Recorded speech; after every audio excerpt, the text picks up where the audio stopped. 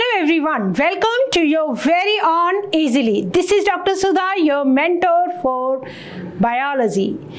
So हमारी आज की क्लास में हम क्या करने वाले हैं? Today what we are going to start. देखो ऑलरेडी हमने कल हमारा जो चैप्टर है respiration in plants we have already started. ठीक है, in our previous class we have discussed about the what is about the introduction of respiration.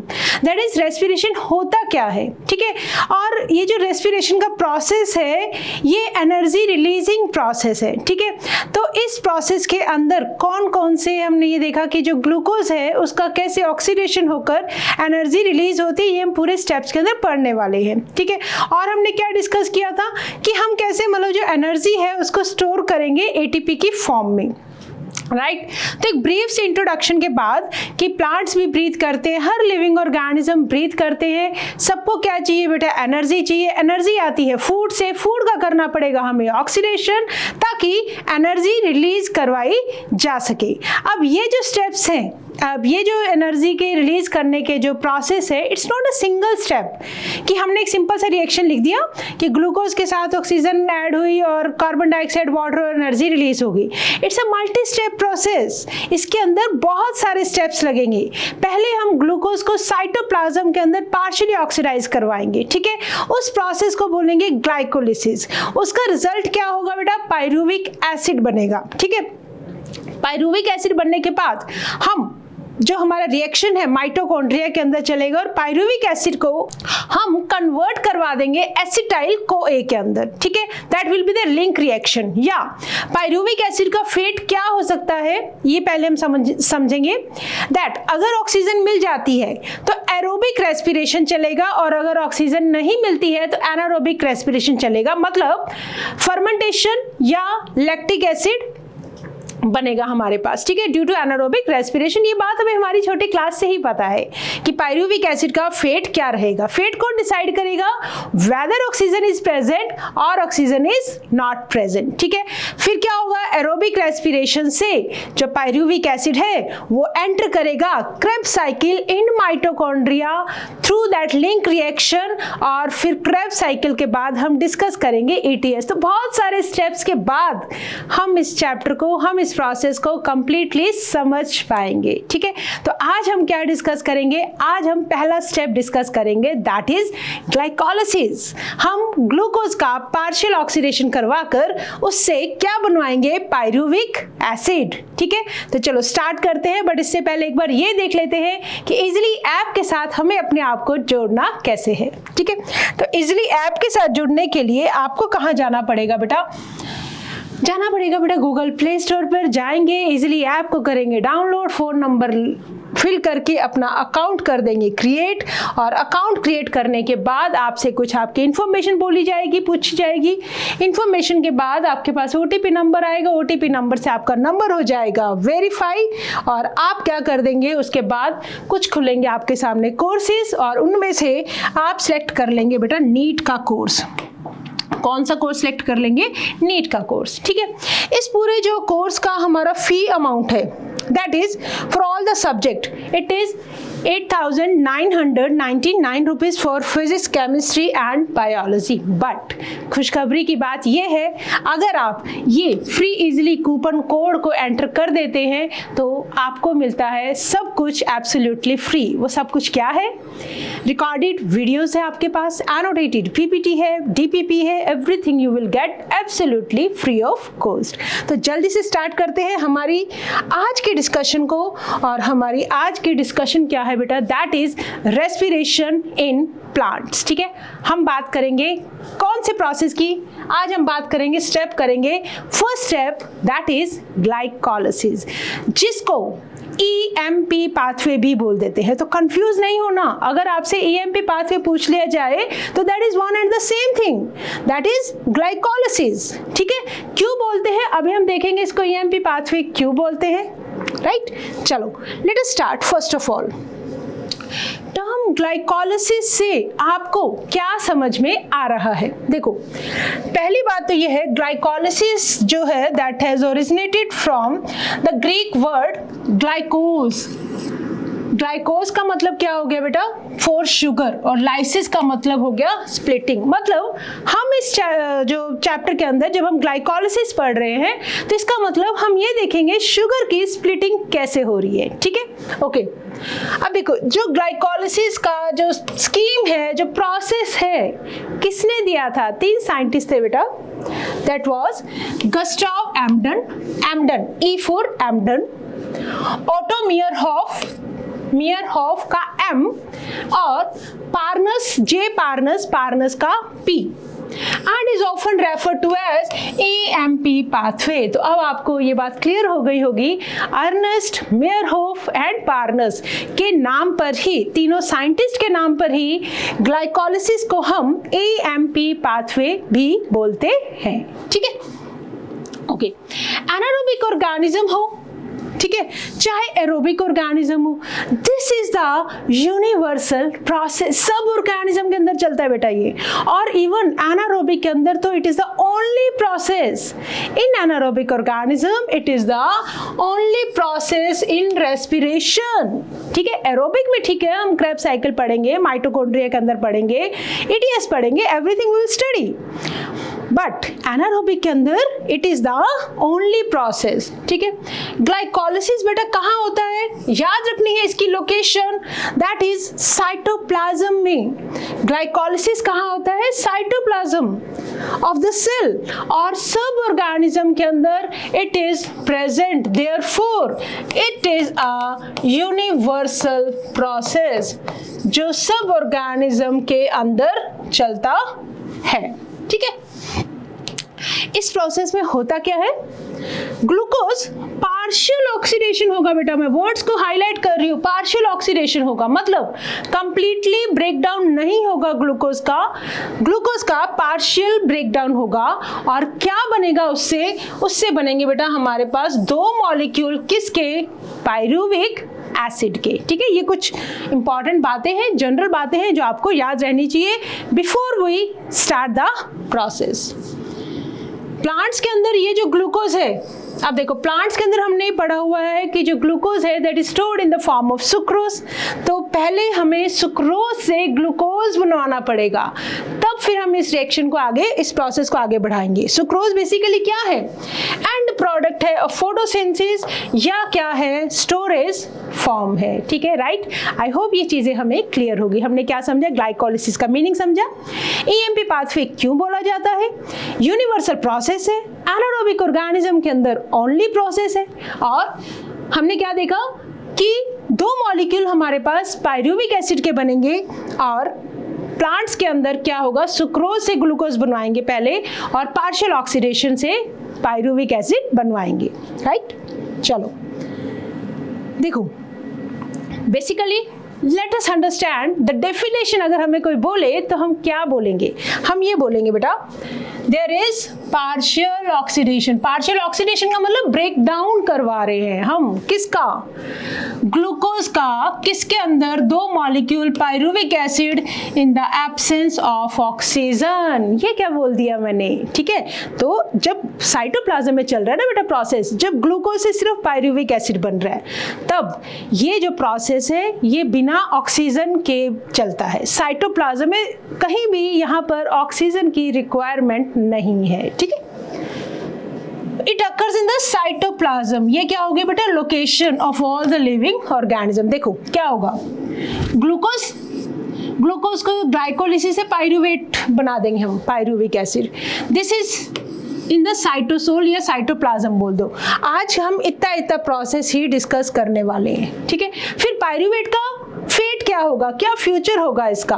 अगर इसको ऑक्सीजन मिल जाती है तब तो ये माइटोकॉन्ड्रिया के अंदर क्रेब्स साइकिल में एंटर कर जाएगा, बट अगर ऑक्सीजन नहीं मिलती तो या तो ये इथेनॉल बना देगा फर्मेंटेशन, या ये क्या बना देगा? लैक्टिक एसिड, ठीक है। तो जैसे कि हमने पढ़ा हुआ है छोटी क्लासेस में, हमारे मसल्स के अंदर जब हम बहुत तेज भागते हैं तो क्या जनरेट हो जाता है? Lactic acid, due to this anaerobic pathway, जो पायरुवेट का ऑक्सीजन की एब्सेंस के अंदर जो प्रोसेस चलता है, जिसकी वजह से हम अपनी लेग्स के मसल्स के अंदर क्रैम्प फील करते हैं, ठीक है। ये छोटी क्लासेस की बातें हैं, 10th क्लास में हम ऑलरेडी ये चीज़ें पढ़कर आए हैं। तो अभी हम बात कर रहे हैं किसकी?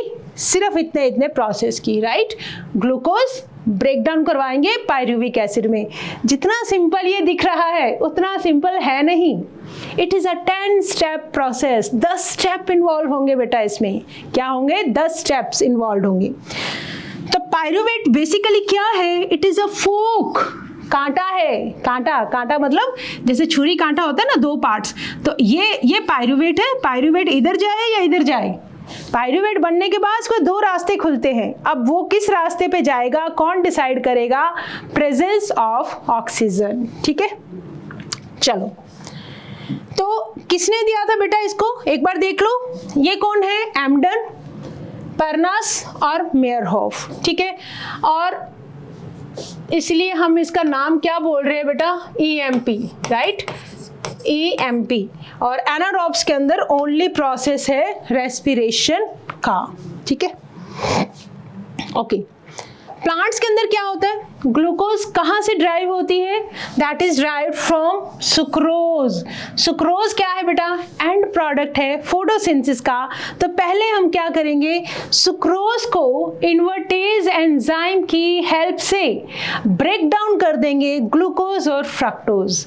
बायोमॉलिक्यूल्स में हमने पढ़ा होगा ग्लूकोज और फ्रक्टोज मिलके क्या बनाते हैं? सुक्रोज। ठीक है, अब ये ग्लूकोज भी एंटर कर सकता है, ठीक है, फ्रक्टोज भी एंटर कर सकता है ग्लाइकोलाइसिस के प्रोसेस में। सुक्रोज को कन्वर्ट कर दिया बेटा ग्लूकोज एंड फ्रक्टोज। कौन सा एंजाइम? इन्वर्टेज। इन्वर्टेज। और ये जो 2 मोनोसेक्राइड्स हैं ये बहुत इजीली एंटर कर जाते हैं ग्लाइकोलिटिक पाथवे के अंदर, बहुत इजीली एंटर कर जाते हैं। ठीक है, चलो अभी हम स्टेप्स पे बाद में आएंगे। देखो सबसे पहले चलो हम ऐसा करते हैं, पहले स्टेप से समझते हैं। बहुत सिंपल, धीरे धीरे करके हम एक एक स्टेप को समझेंगे, एक एक स्टेप पे आप फोकस करेंगे, उसके बाद हम पूरे स्टेप्स को कंबाइन करके पूरा का पूरा जो प्रोसेस है उसको एक जगह पर इकट्ठा करके समझने की कोशिश करेंगे। ठीक है, मैंने क्या बोला? मैंने ये बोला that glycolysis is a 10 step process, मतलब इसके अंदर 10 स्टेप्स चलेंगे। ठीक है, तो अगर मैं इसको डिवाइड करूं, अगर एक मिनट हम एक काम करते हैं,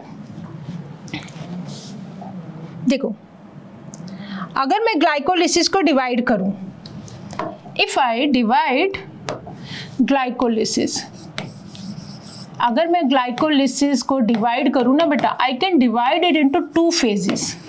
ठीक है, एक होगा बेटा एनर्जी कंज्यूमिंग फेज, एक होगा एनर्जी कंज्यूमिंग फेज और एक होगा energy releasing phase. Energy releasing phase. देखो जब भी आपको कुछ रिटर्न चाहिए होता है ना बेटा, उसके लिए पहले कुछ इन्वेस्टमेंट करना होता है। सपोज आप कोई बिजनेस अगर स्टार्ट करते हैं तो पहले उसमें पैसा डालते हैं, उस बिजनेस के अंदर आप अपना पैसा इन्वेस्ट करते हैं, बाद में आपको वो पैसा वापस मिलना शुरू होता है। सेम ऐसा बेटा हर जगह पे चलता है, ग्लाइकोलाइसिस में भी यही बात है। पहले हम एनर्जी यूज करेंगे, हम इन्वेस्ट करेंगे, उसके बाद हम प्रॉफिट लेना शुरू करेंगे। ठीक है, तो मैंने क्या बोला, यहां पर कुछ बातें याद रखेंगे। हमारे पास 10 स्टेप्स हैं, इट्स अ 10 स्टेप। 10 स्टेप्स के अंदर हमारे पास जो 1 to 3 है, 1 to 3 वाला जो फेज है that is energy consuming phase. First step से लेके 3rd स्टेप तक हम एनर्जी का इन्वेस्टमेंट करेंगे, हम एटीपी का इन्वेस्टमेंट करेंगे, राइट।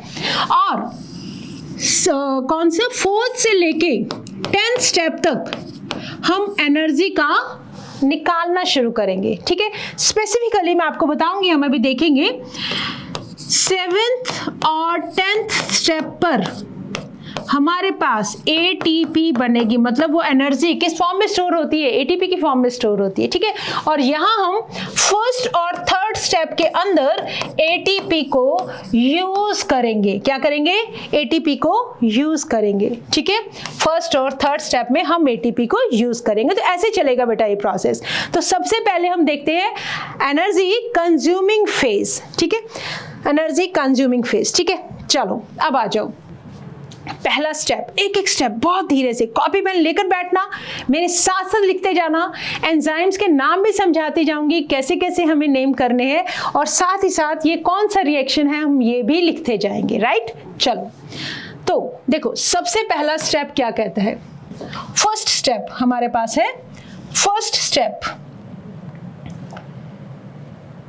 हाँ देखो पहला स्टेप क्या कह रहा है बेटा, पहला स्टेप है आपका irreversible process, it is a irreversible step, ठीक है। इरिवर्सिबल स्टेप का मतलब यह है कि आप वापस नहीं जा सकते हो, ठीक है, आप इसको रिवर्स नहीं कर सकते हो। तो सबसे पहले एंटर कौन करता है, ग्लूकोज। पहले स्टेप में बेटा ग्लूकोज आपका एंटर किया, ठीक है। ग्लूकोज के एंटर करने से क्या हुआ, ग्लूकोज जो है आपका एंटर किया और ये कन्वर्ट हो जाएगा सबसे पहले ग्लूकोज 6-फॉस्फेट में। किस में कन्वर्ट हो गया बेटा, ग्लूकोज 6-फॉस्फेट में। अब देखो glucose is a 6 carbon compound, ठीक है, इसके अंदर हमने एक फॉस्फेट ऐड कर दिया 6 कार्बन पर, 6 कार्बन जो इसका फ्री होता है, वेला होता है, ठीक है, तो उसके ऊपर जाके फॉस्फेट ऐड हो जाता है। तो फॉस्फेट कहाँ से ऐड होगा, एटीपी से। तो एटीपी देखो यहाँ पे हो गई बेटा कंज्यूम, और बदले में हमें क्या मिल गई, एडीपी एंड इनऑर्गेनिक फॉस्फेट। तो यहाँ पे मैंने खर्चा कर दिया, मैंने यहाँ पे खर्चा कर दिया एक एटीपी का, ठीक है। और एंजाइम हेक्सोकाइनेज, जब भी एटीपी का यूज हो रहा है तो हम वर्ड क्या यूज करते हैं, काइनेज, किसके साथ, सबस्ट्रेट के साथ, ठीक है। तो 6 carbon compound that is hexose sugar, hexose sugar के को कन्वर्ट किया हमने ग्लूकोज 6-फॉस्फेट में, और एक एटीपी हमारी खर्च हो गई और एंजाइम यूज हुआ हेक्सोकाइनेज, ठीक है। और जब भी हम एटीपी को यूज करते हैं दैट रिएक्शन इज नॉर्मल, इसके अंदर हमने ऐड किया बेटा एटीपी, ग्लूकोज के अंदर हमने फॉस्फेट ऐड किया, तो फॉस्फेट ऐड करने का जो प्रोसेस है that is known as phosphorylation. तो ये रिएक्शन कौन सा चला है, this is a phosphorylation reaction. तो पहला स्टेप क्या है, ग्लूकोज से बना बेटा ग्लूकोज 6-फॉस्फेट, एंजाइम कौन सा लगा, हेक्सोकाइनेज, और एक एटीपी का यूज हो गया, ठीक है।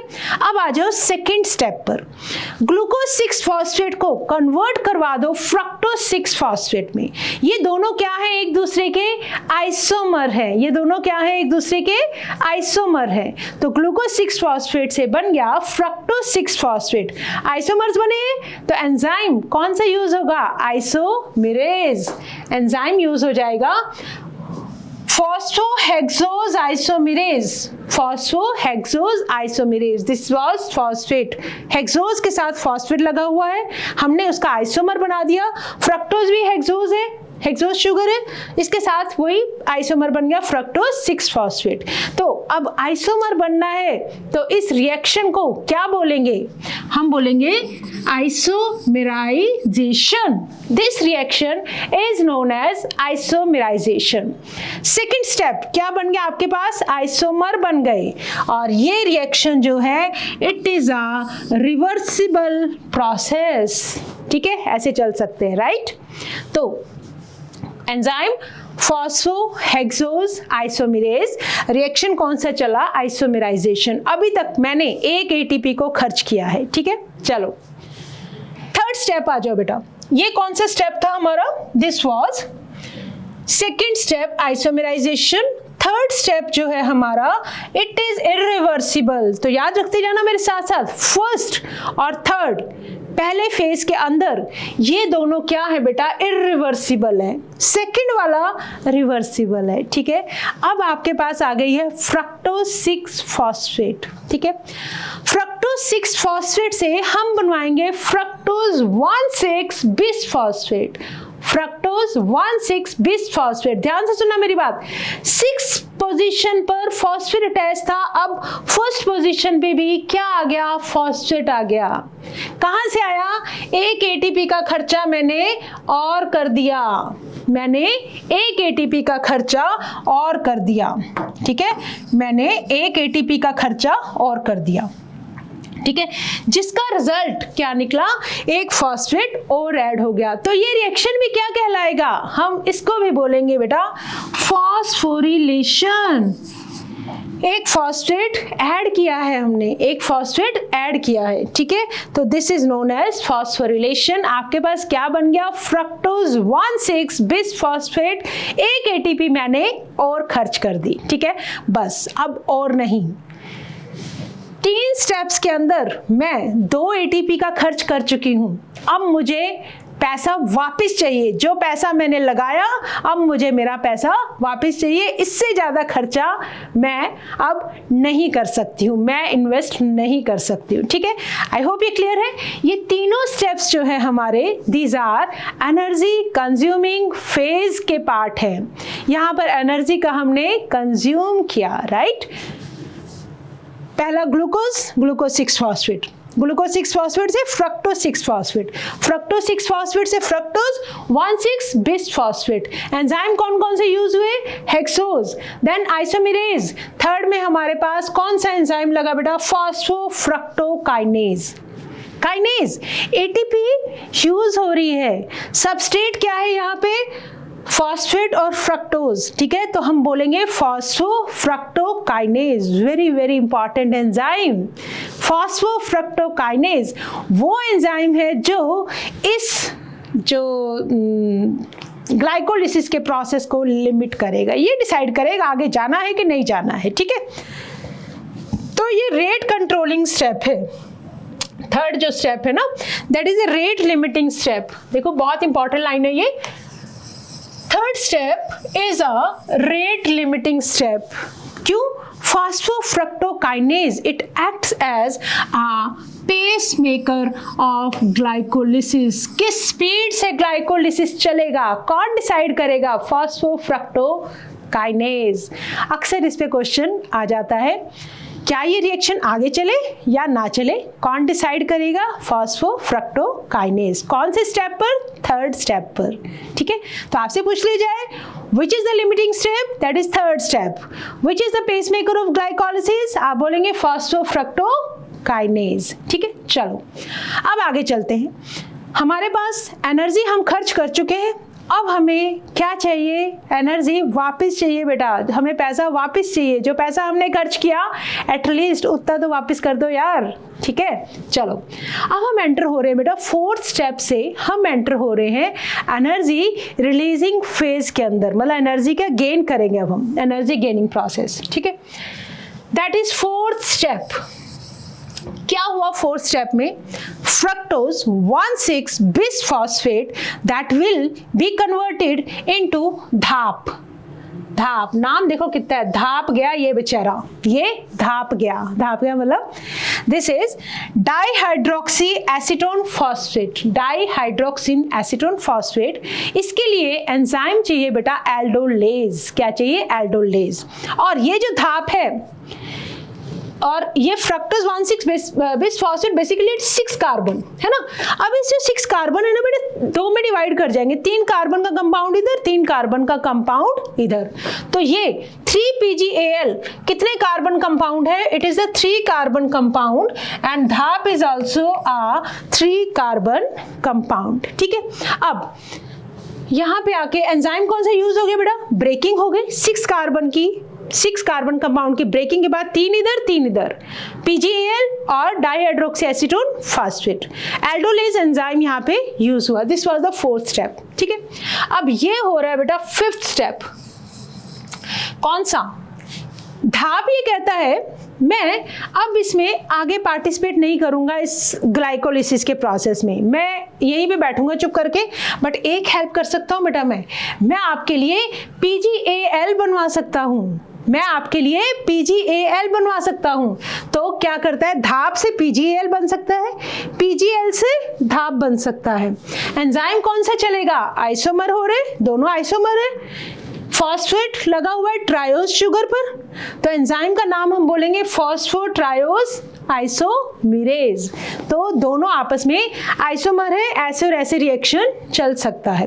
तो अब आपके पास धाप आगे नहीं जाएगा, धाप कहते हैं ठीक है तुम्हें PgAl की जरूरत पड़ेगी तो मैं तुम्हारे लिए PgAl बना दूंगा। हमने कहा ठीक है बैठ जाओ, ओके तो अब आपके पास रह गया बेटा 3PGAL, ठीक है, जिसका पूरा नाम क्या है बेटा, फॉस्फोग्लिसरैल्डिहाइड और ग्लिसरैल्डिहाइड 3 फॉस्फेट। अब यहां से ही देखना, एक PGL ये बना, ठीक है, और एक बना रहा है बेटा धाप, तो यहाँ पे 2 PGL हो जाएंगे। बट अभी हम कंफ्यूजन ना क्रिएट करते हुए, प्रोसेस को सिंप्लीफाई समझते हुए, हम अभी एक PGL से ही आगे मूव कर रहे हैं, राइट।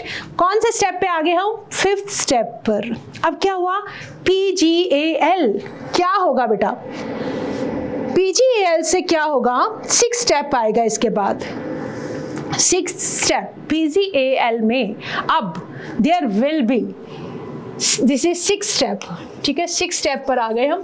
3PGAL के अंदर क्या होगा, 1,3/PGA, पहले था एक 3rd पोजीशन पे फॉस्फेट, एक फॉस्फेट और लग गया, ठीक है।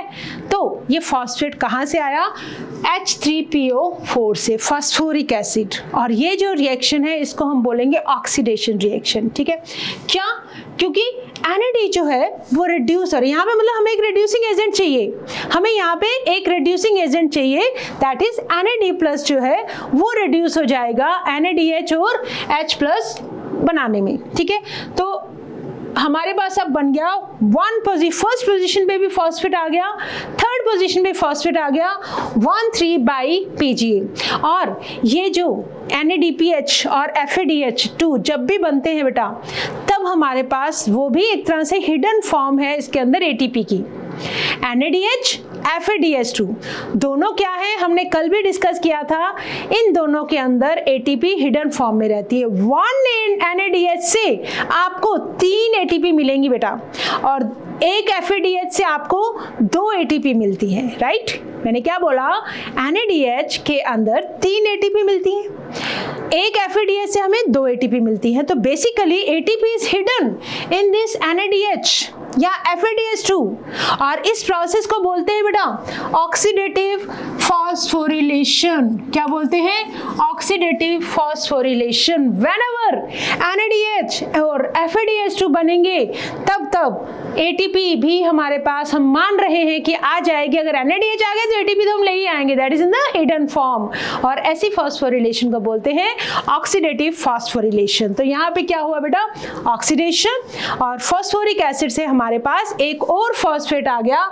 कहाँ पर, 1st पोजीशन पे, ठीक है। It will be used as a reducing agent. इसको हम आगे बेटा ETS के अंदर लेकर जाएंगे, हम अभी बात इसकी नहीं करेंगे, ठीक है। चलो, एंजाइम कौन सा लगा, काइनेज, ठीक है, नहीं सॉरी, हमने यहाँ पे हाइड्रोजन को रिमूव किया, काइनेज तो अभी नहीं ATP नहीं बनी, हमने यहाँ पे हाइड्रोजन को रिमूव किया है, ठीक है। तो हाइड्रोजन का जो रिमूवल है दैट इज ऑक्सीडेशन। तो हमने यहाँ पे हाइड्रोजन को रिमूव किया, तो एंजाइम का नाम हो गया बेटा ग्लिसरैल्डिहाइड 3-फॉस्फेट डीहाइड्रोजिनेज। हाइड्रोजन को हमने निकाल दिया, ठीक है।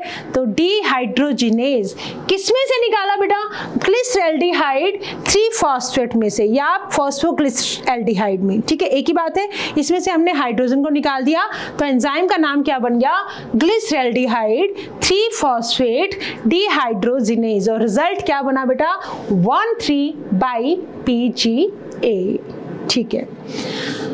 ओके, अब आ जाओ बेटा 7th स्टेप पर। 1,3/PGA आपके पास है, ठीक है। अब क्या करेंगे, अब हम इसमें से ATP लेना शुरू कर देंगे। मैंने क्या बताया था, 7th और 10th स्टेप पर हम ATP को ले लेंगे, ATP का गेन होगा हमारे पास, ठीक है। चलो, 1,3/PGA, वो एंजाइम भी यहाँ पे वही है, फॉस्फोफ्रक्टोकाइनेज। ADP और इनऑर्गेनिक फॉस्फेट क्या बन जाएंगे आपके, ATP बना देंगे। ये क्या बना देंगे, ATP बना देंगे। और ATP बनने के बाद एक फॉस्फेट हट गया, तो आपके पास बन गया बेटा 3PGA, 3-फॉस्फोग्लिसरिक एसिड, 3PGA बन गया, ठीक है। ओके, तो अब देखो ये डायरेक्ट ATP बना है बेटा, ये जो ATP है ना ये डायरेक्ट बना है, सबस्ट्रेट को यूज करके आपके पास डायरेक्ट ATP बना है। तो अब ये कौन सा फॉस्फोरिलेशन है, this is substrate level phosphorylation, this is substrate level phosphorylation. रिनोवलेशन, ठीक है। तो 7th स्टेप पे डायरेक्ट एटीपी बनी है आपको, दैट इज SLP। और अब आ जाते हैं हम 8th स्टेप पे। 8th स्टेप में बेटा कुछ नहीं होगा, 3 PGA की जगह हम बना देंगे 2 PGA। सिर्फ हम फॉस्फेट ग्रुप को 3 से उठा के 2 पे कर रहे हैं, मतलब म्यूटेशन कर रहे हैं, मतलब चेंज कर रहे हैं, राइट। तो 3 PGA से बन गया बेटा आपका 2 PGA। क्या हुआ, ये एक तरह से म्यूटेशन आया है। म्यूटेशन का मतलब क्या होता है कि चेंज हो जाना, है ना। तो यहाँ पे फॉस्फोग्लिसरेट के अंदर म्यूटेशन आया, दैट इज फॉस्फोग्लिसरेट म्यूटेज एंजाइम बन गया।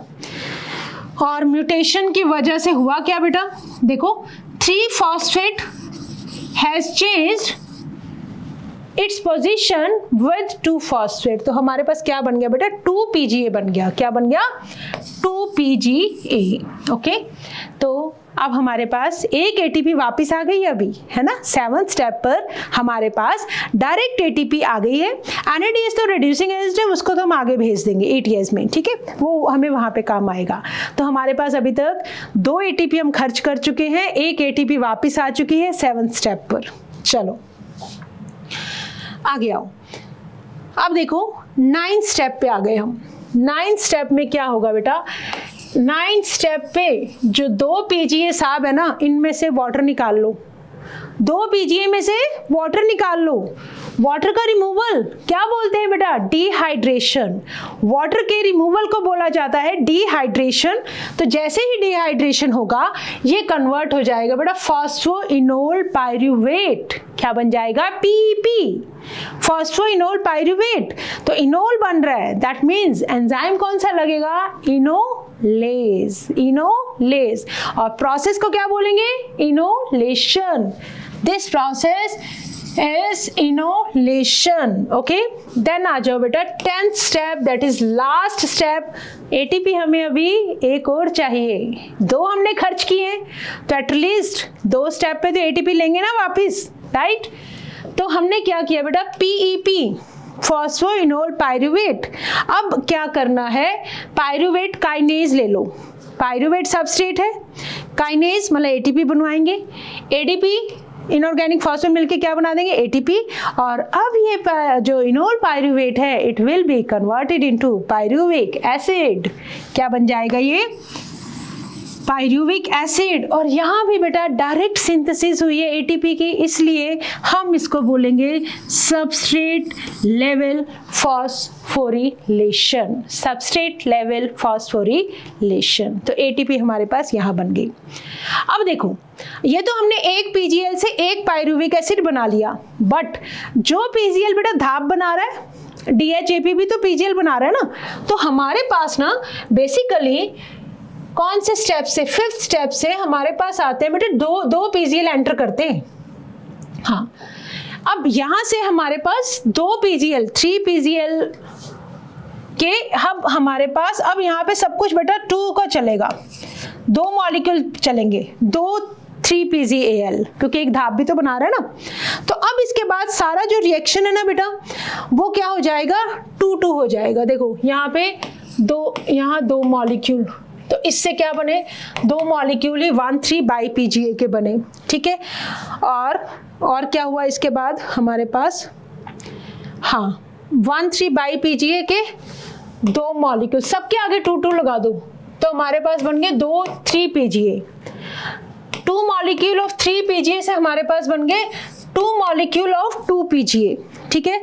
अब 2 PGA से क्या बनेगा, कौन से स्टेप पे आ गए हम, 9th स्टेप पे। 2 PGA से बनेंगे हमारे पास दो मॉलिक्यूल से क्या बनेंगे बेटा, 2 ही मॉलिक्यूल किसके बन जाएंगे, फास्फोइनोल पाइरूवेट के।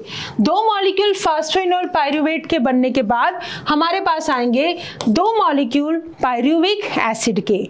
तो बेसिकली आपके पास क्या हो रहा है बेटा, अच्छा ATP भी अब 2 बनेंगी, ठीक है।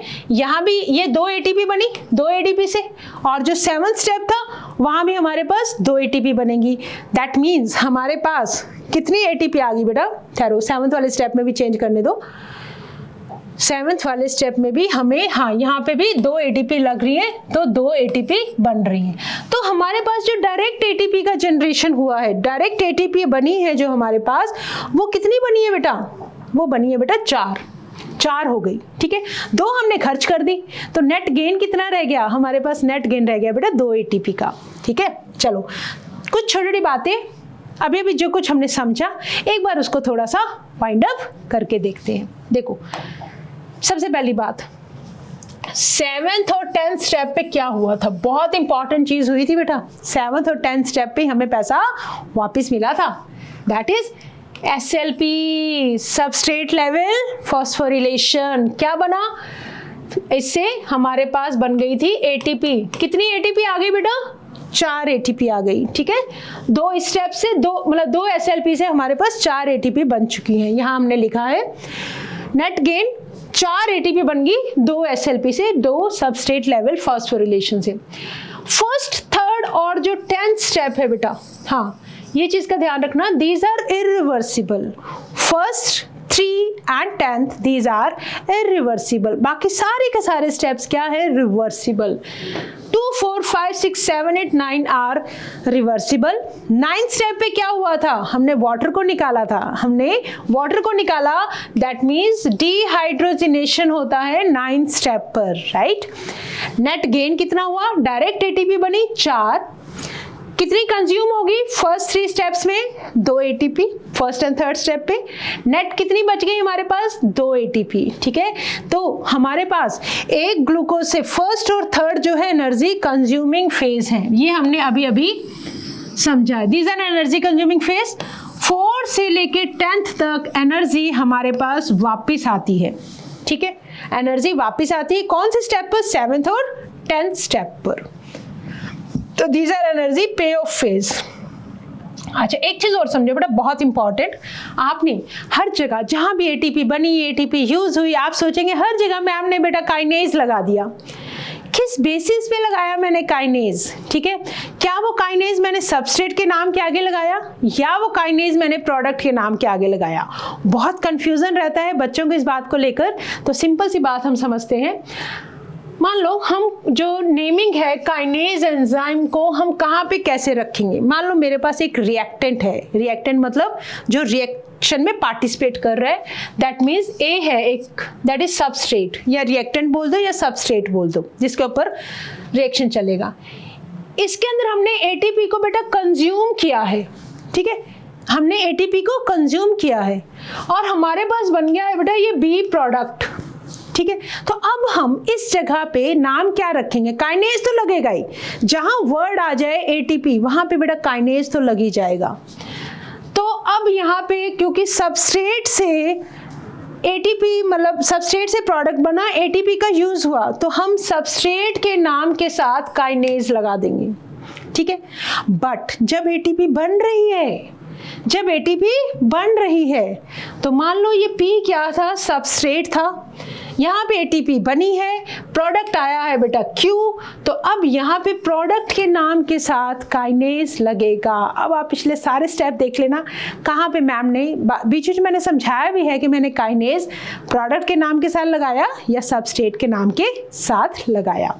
तो यहाँ खत्म होता है बेटा हमारा प्रोसेस कौन सा? ग्लाइकोलिसिस का। तो अब एक काम करते हैं, जल्दी से NCERT को रीड करते हैं और एक सब स्टेप्स को एक जगह पे कंबाइन कर देंगे।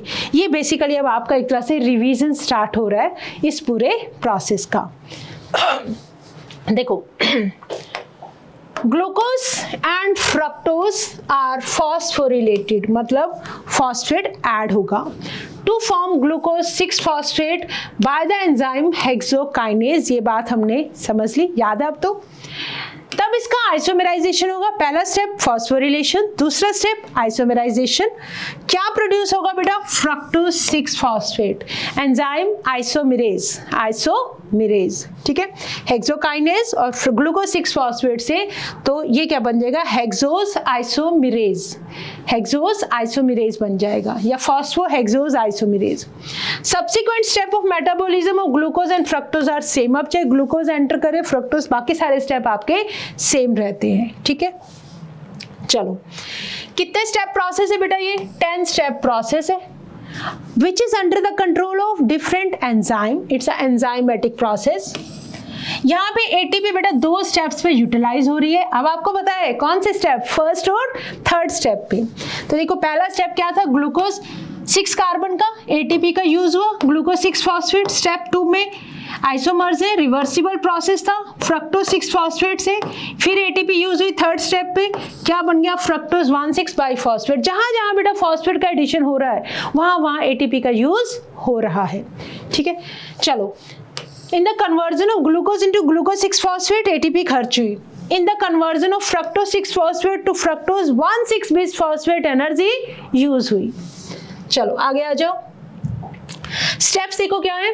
फ्रक्टोज 1,6 डाइफॉस्फेट या बिसफॉस्फेट एक ही बात है, is split into dihydroxy acetone phosphate that is धाप, ठीक है, और 3-फॉस्फोग्लिसरैल्डिहाइड PGL। धाप कहता मैं तो धाप गया, मैं तो यहीं पे बैठूंगा, अब मैं आगे नहीं जाऊंगा। तो PGAL is oxidized and with inorganic phosphate get converted into, मतलब PGL ही चलेगा बेटा पूरी रिएक्शन में आगे। धाप कहता है मैं PGL बना दूंगा आपके लिए, तो एक PGL तो फ्रक्टोज 1,6 बिसफॉस्फेट से आ रहा है, ठीक है, दूसरा PGL हमें धाप दे देगा। ओके, तो 2 PGL अब इसके बाद रिएक्शन में आगे चलते हैं। तो अब क्या हुआ बेटा, बाइफॉस्फोग्लिसरेट बाई BPGA 1,3 बाई बिसफॉस्फेट ग्लिसरैल्डिहाइड। ठीक है, ड्यूरिंग दिस 2 रिडॉक्स इक्विवेलेंट्स, कल ही हमने बताया था रिडॉक्स इक्विवेलेंट्स क्या होते हैं, 2 हाइड्रोजन एटम, हाइड्रोजन के ब्रेक से आपको इलेक्ट्रॉन मिलता है और प्रोटॉन मिलता है। तो during this 2 redox equivalent atoms are removed from PGAL और ट्रांसफर कर देंगे NAD+ के पास, और इसको हम रिड्यूस कर देंगे किसमें, NADH और H+ के अंदर। इसको हम आगे लेके जाएंगे, रिड्यूसिंग एजेंट को हम ETS में यूज करेंगे। बाई PGA क्या बन जाएगा बेटा, 3-फॉस्फोग्लिसरिक एसिड, 3-फॉस्फोग्लिसरिक एसिड, 3 पोजीशन पे फॉस्फेट है। यील्डिंग एनर्जी, अब यहां से हमें एनर्जी मिलेगी, ठीक है, okay. This energy is trapped by the formation of ATP, ATP की फॉर्म में ट्रैप हो जाएगी। देखो क्या हुआ, PGL बना, धाप बना, फ्रक्टोज 1,6 5-फॉस्फेट, स्प्लिटिंग हो गई 2 में, ठीक है। तो यहाँ पे NADH बन गया और साथ में क्या बन गया बेटा, 2, अब ये 2 मॉलिक्यूल आ गए, 2 मॉलिक्यूल बन गए बाई PGA 1,3 बाई PGA। अब बाई PGA से हम कन्वर्ट कर देंगे फॉस्फोग्लिसरिक एसिड में, 3 कार्बन कंपाउंड है, 2 मॉलिक्यूल बनेंगे और यहाँ पे हमारे पास 7th स्टेप पे देखो एनर्जी रिलीज हो रही है, energy is released, ATP is formed. Okay, अगला स्टेप देखो, ATP is also formed जब फॉस्फोइनोल पाइरुवेट कन्वर्ट होगा बेटा पाइरुविक एसिड में, ये आएगा हमारा 10th स्टेप में। कब आएगा, 10th स्टेप में, ठीक है। तो in glycolysis 4 ATP molecules are directly synthesised from 1 glucose molecule. देखो 2 PGA से बन गया बेटा फॉस्फोग्लिसरेट, ठीक है, पोजीशन चेंज हो गई थी, 3 से 2 पे आ गया था PGA, तो अब आपके पास बन गए 2 फॉस्फोग्लिसरेट, फॉस्फोग्लिसरिक एसिड। अब ये किसमें बन जाएगा, फॉस्फोइनोल पाइरुवेट, इनोलेज एंजाइम यहाँ पे लगेगा। और यहाँ पे देखो हमने 9th स्टेप में क्या किया, हमने वाटर को रिमूव किया, दैट इज डिहाइड्रोजिनेशन, और PEP से बना देंगे 10th स्टेप पर पाइरुविक एसिड, और अब यहाँ पे हम ATP हमारे पास बनेगी। तो 2 ATP मॉलिक्यूल हमारे पास आ गए हैं, टोटल 2 PGL एंटर हुए थे, तो हमारे पास कितने आ गए बेटा, 4 ATP 7th स्टेप पे और 10th स्टेप पर। Pyruvic acid is the key product of glycolysis, और इसका जो मेटाबॉलिक फेट है अब वो डिपेंड करता है इधर जाए या इधर जाए, ऑक्सीजन की तरफ जाए अगर ऑक्सीजन प्रेजेंट है, और अगर नहीं प्रेजेंट है तो बिना ऑक्सीजन के इसको मूव करना पड़ेगा। तो देखो अब हमारे सामने एक बार ये सारे रिएक्शंस हमने कर दिए हैं कंबाइंड, ठीक है। चलो ग्लूकोज ATP खर्च कर दो, ग्लूकोज 6 फॉस्फेट बना दो, इसका फॉस्फेट हमने इसको दे दिया, ग्लूकोज 6 फॉस्फेट से फ्रक्टोज 6 फॉस्फेट, फिर ATP को यूज करके एक फॉस्फेट और ऐड करा दो, phosphorylation fructose 1,6 bisphosphate, fructose 1,6 bisphosphate 6 carbon compound, इसको 2 में ब्रेक कर दिया, क्या बन गया, ट्रायोस फॉस्फेट या PGAL, या दूसरा हो जाएगा धाप dihydroxy acetone phosphate, it is also a triose phosphate, ठीक है। ट्रायोस फॉस्फेट 3 PGL से बन गया, अब हमारे पास 1,3 बाई PGA, एक फॉस्फेट हमने और ऐड कर दिया, और यहाँ पे हमें चाहिए बेटा रिड्यूसिंग एजेंट, ठीक है। तो यहाँ पे क्या ऐड होता है, फास्फोरिक एसिड। अब 1,3 बाई बिस फॉस्फोग्लिसरिक एसिड से हमने एक ATP ले ली, मतलब एक फॉस्फेट हटा दिया, तो हमारे पास बचती है बेटा 3 फॉस्फोग्लिसरिक एसिड। फर्स्ट वाला हमने हटा दिया, ठीक है। 3 फॉस्फोग्लिसरिक एसिड से अब इसका फॉस्फेट ग्रुप 3 से 2 पे ले आओ, तो ये बन गया बेटा 2 फॉस्फोग्लिसरेट या ग्लिसरिक एसिड। देन बना दो बेटा फॉस्फोइनोल पायरुवेट, पायरुवेट से बना लो आपका पायरुविक एसिड। 7th और 10th स्टेप पे क्या निकाल दोगे आप, ATP निकल जाएगी। तो पहले 3 फेजेस क्या है, एनर्जी कंज्यूमिंग, और नेक्स्ट के जो फेजेस हैं 3rd के बाद 10th तक, वो सारे क्या है, एनर्जी गेन होगी इन फेज के अंदर। चलो अब डिफरेंट सेल्स के अंदर pyruvic acid is handled in 3 ways. 3 तरीके हैं बेटा इस पायरुविक एसिड को हैंडल करने के।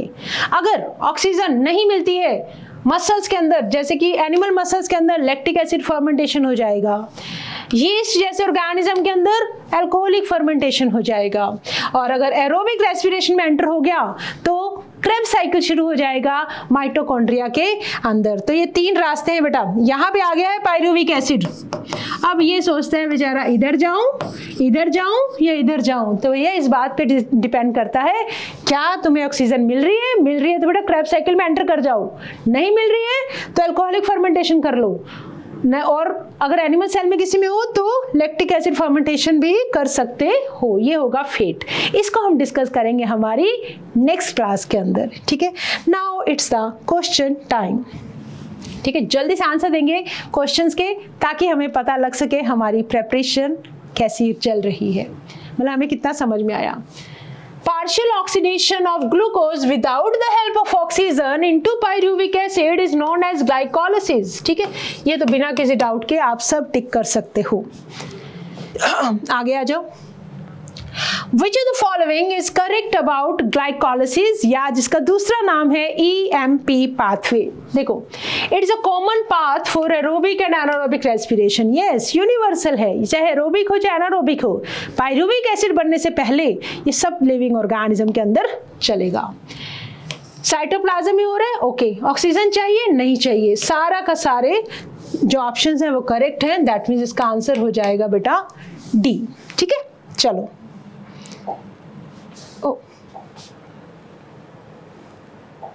हाँ, आगे आ जाओ। The number of controlled steps required in glycolysis are 10 step process है बेटा। अगला आ जाओ। The enzyme which converts sucrose to glucose and fructose, अभी भी देखा हमने, invertase, that is invertase. B answer हो जाएगा इसका। Glucose 6 phosphate occurs due to the enzyme, पहला स्टेप है, कौन सा एंजाइम लगा था, हेक्सोकाइनेज। हेक्सोज क्या है, सबस्ट्रेट है। ATP का यूज हुआ तो काइनेज वर्ड लग गया, हेक्सोकाइनेज, ठीक है। तो with this we have completed with the most interesting topic of this chapter. Rather we have started with glycolysis and we will end up with ETS के बाद हम इसको एंड अप कर देंगे इस प्रोसेस को, है ना। तो with this it's the time to say thank you, but always remember that you have to learn with a smile.